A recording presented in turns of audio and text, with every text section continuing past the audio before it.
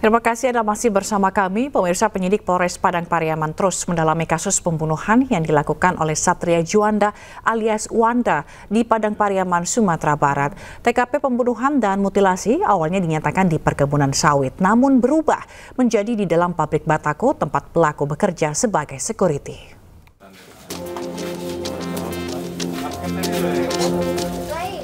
Pengungkapan misteri pembunuhan dan mutilasi di Padang Pariaman masih terus didalami penyidik Polres Padang Pariaman, Sumatera Barat. Penyidik berhasil melakukan pengembangan dan menemukan fakta baru. Penyidik berhasil mengungkap fakta tempat pelaku Satria Juanda alias Wanda membunuh dan memutilasi korban Septia Adinda. Pengakuan pelaku awalnya mengeksekusi korban di perkebunan sawit, kemudian berubah menjadi di pabrik batako, di mana pelaku bekerja sebagai security. Ini dari hasil pengembangan berdasarkan alat bukti dan petunjuk dan keterangan saksi-saksi untuk TKP yang awalnya disampaikan oleh tersangka berada di semak-semak sekitar perkebunan sawit, ternyata itu tidak benar. Jadi TKP sebenarnya adalah di kantor tempat dia bekerja. Untuk pemeriksaan saksi sudah ada tambahan gitu gimana? Kemudian untuk pemeriksaan saksi sendiri sudah ada 8 saksi yang kita periksa dan masih ada beberapa saksi lagi yang akan kita periksa. Hingga saat ini penyidik telah memeriksa 8 orang saksi. Dari Padang Pariaman, Sumatera Barat, Eka Guspriyadi, iNews melaporkan. Sementara itu, mengetahui anaknya yang hilang setahun lalu tewas di tangan pelaku mutilasi, Ibunda Siska Paraminta Rusdi meninggal dunia terkena serangan jantung. Korban terkejut mengetahui pembunuh ternyata calon suami anaknya sendiri.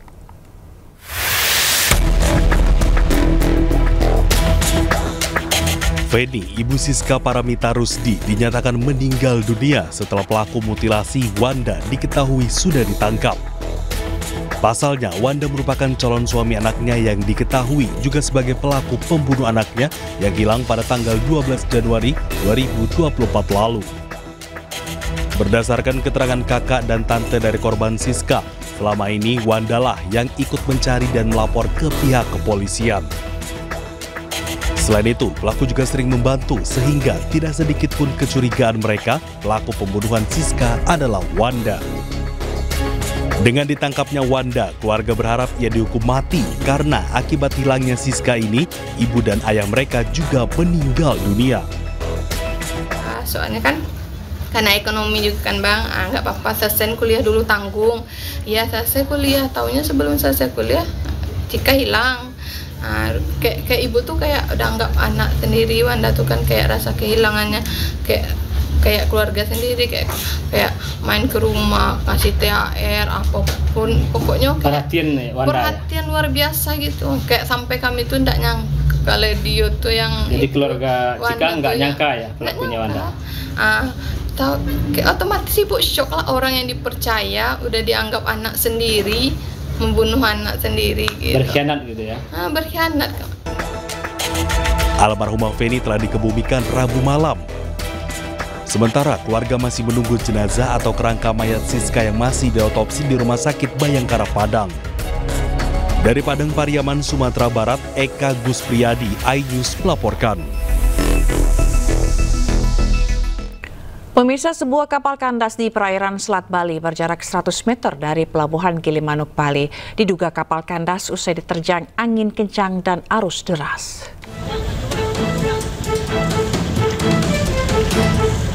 Kapal KMP Gerbang Samudra 2 kandas di perairan Selat Bali, 100 meter dari Pelabuhan Gilimanuk, Bali.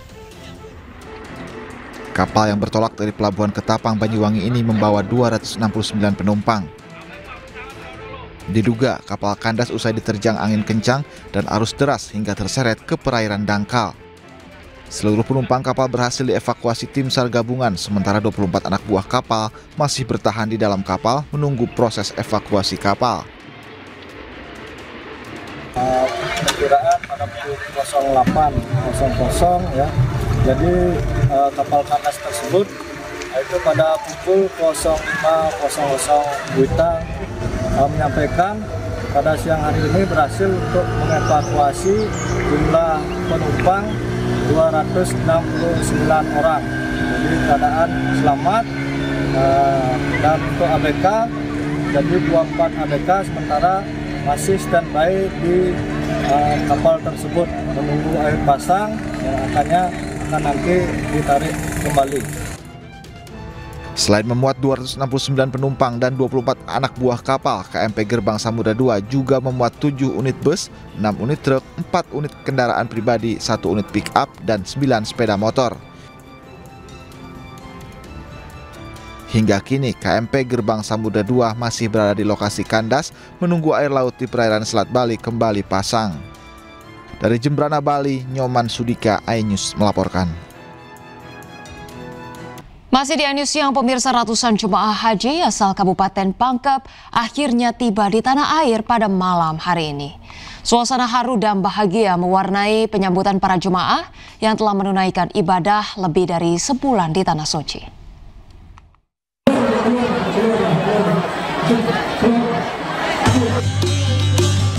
Ratusan keluarga memadati halaman kantor Bupati Pangkep, Sulawesi Selatan untuk menyambut kepulangan 134 jemaah haji Kloter 16 debarkasi Makassar.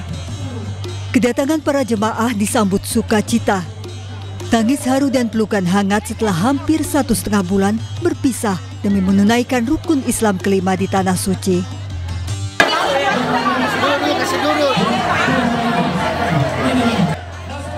Namun antusiasme penjemputan yang membludak membuat panitia dan pihak keamanan kewalahan.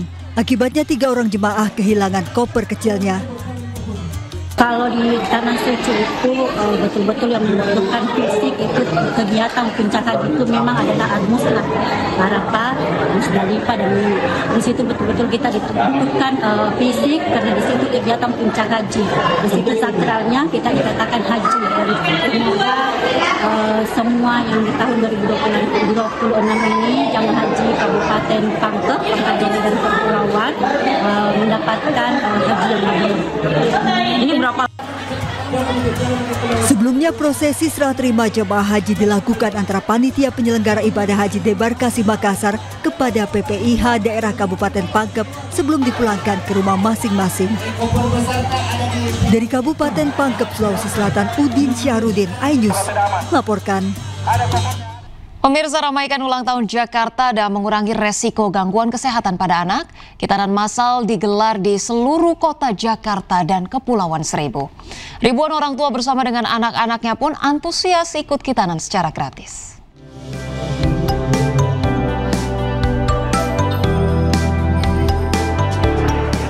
Meriahkan ulang tahun Jakarta ke-498, perusahaan penyedia layanan air minum Jakarta, PAM Jaya, bersama Pemprov DKI menggelar program hitanan massal yang berlangsung di seluruh kota Jakarta dan Kepulauan Seribu dengan 1.293 peserta anak.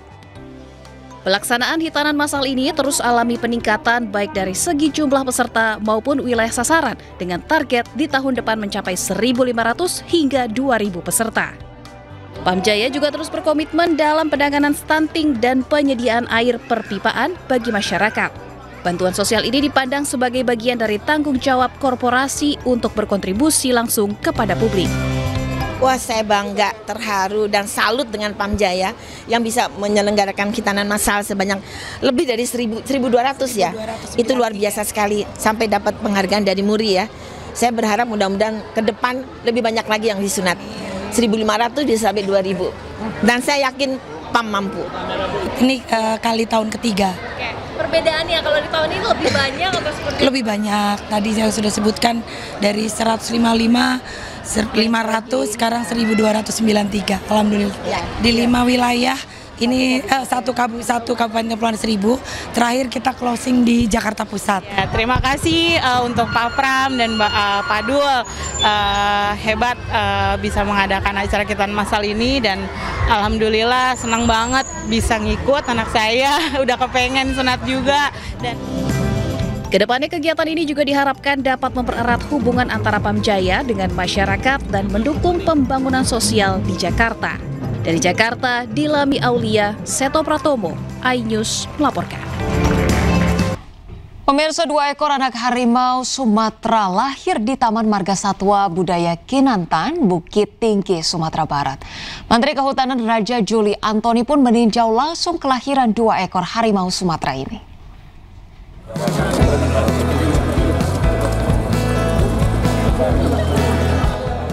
Kelahiran 2 anak harimau Sumatera di Lembaga Konservasi Umum Taman Marga Satwa Budaya Kinantan (TMSBK) Bukit Tinggi, Sumatera Barat jadi simbol keberhasilan program pelestarian satwa endemik Indonesia yang semakin langka.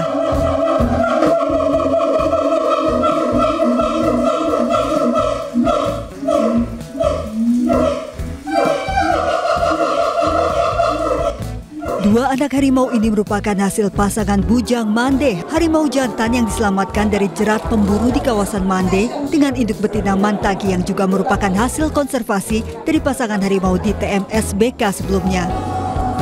Anak harimau pertama lahir pada Desember 2024, kemudian di tahun ini lahir kembali sepasang anak harimau yang diberi nama Rizky dan Lestari.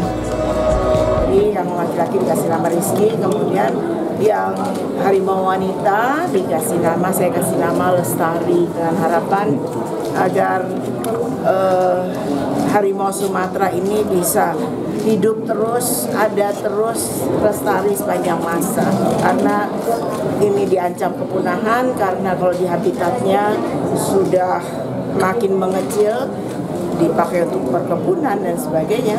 Jadi dengan harapan agar harimau Sumatera ini bisa lestari. Tercatat sekarang ada 568 individu harimau Sumatera di 23 lanskap. 3 lanskapnya sudah dijaga sepanjang Sumateranya. Itu yang kita jaga bersama-sama agar kita tetap bisa menjalankan pembangunan, tapi pada saat bersamaan hutan kita lestari, satwa kita tetap juga terjaga di Bali.